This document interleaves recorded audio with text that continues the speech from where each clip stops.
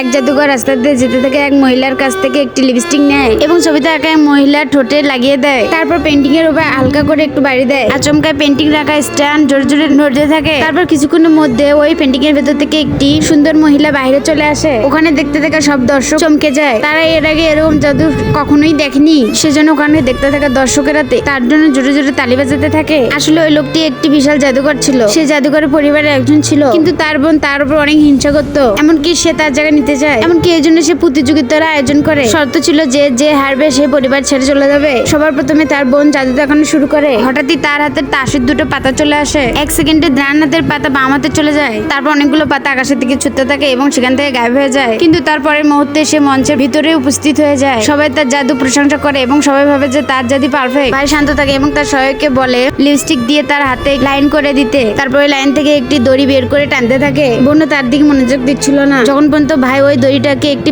বস্তায় পরিণত না করছে। তার সহায়ককে বলে যে আমাকে এই বস্তার মধ্যে ঢুকিয়ে বেঁধে দাও, কিন্তু বোন ওটি কেড়ে নিয়ে তাকে বস্তার ভিতরে ঢুকে দেয় এবং শক্ত করে গিট বেঁধে দেয় এবং বস্তাকে পা দিয়ে লাথু দেয়। বস্তার ভিতরে ভাই প্রচন্ড ভাবে কষ্ট পাচ্ছে এবং নড়ছে। সহায়ক ভয় পেয়ে বস্তাটি তাড়াতাড়ি খুলতে যায়, কিন্তু ভিতরে সে ছিল না, বরঞ্চ অন্য কেউ ছিল। সবাই অবাক হয়ে যায়, কিন্তু ওই সময় তার ভাই মঞ্চের মাঝখানে চলে যায়। তারপর কে জিতলো জানতে আমাদের চ্যানেলটি লাইক করে সাবস্ক্রাইব করবেন, কমেন্টে লিখে যাও।